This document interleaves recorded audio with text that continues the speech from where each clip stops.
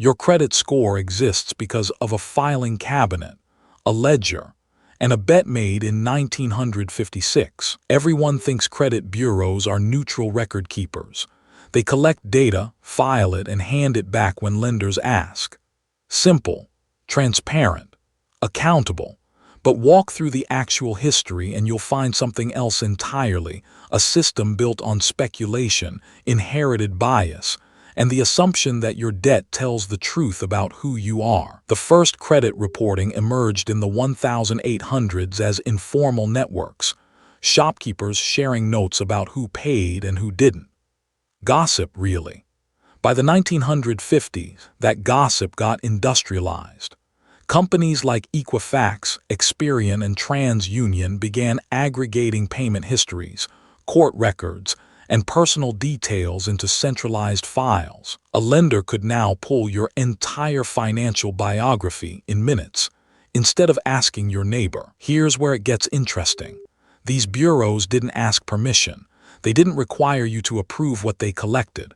A creditor reported you, a late payment, a default, an inquiry, and that data flowed into their system automatically. You existed in their files before you even knew you had a file. The data came from lenders, employers, court records, and public filings. No consent, no notification. But here's the irony buried in the system. These files were private. You couldn't see your own data. Bureaus guarded their files like classified documents. If you were denied credit, you were never told why. Your file could contain errors, outdated information, or someone else's debt entirely, and you had no way to know.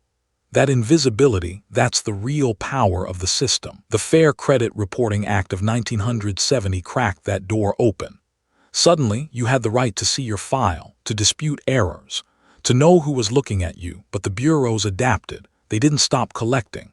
They just got more sophisticated, adding alternative data, soft inquiries, and behavioral signals.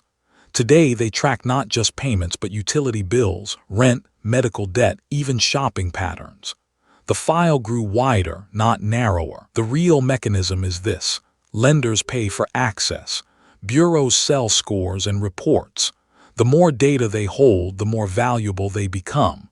Your financial behavior is a commodity. Every missed payment, every inquiry, every account opened funds an industry worth billions. You're not the customer. You're the product being analyzed, rated, and packaged for sale. What matters?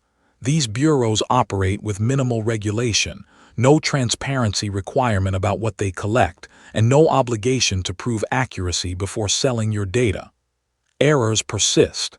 Disputes take months. Meanwhile, a single mistake in their file can deny you housing, employment, or credit. The system assumes guilt until you prove innocence, and proving it is your work, not theirs. This video is for educational and informational purposes only and is not financial advice. Always do your own research. If you want to understand how systems like these shape your financial life, and why they were built the way they were, subscribe.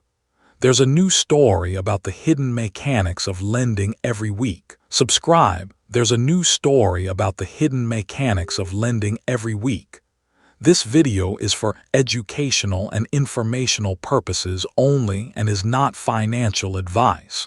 Always do your own research.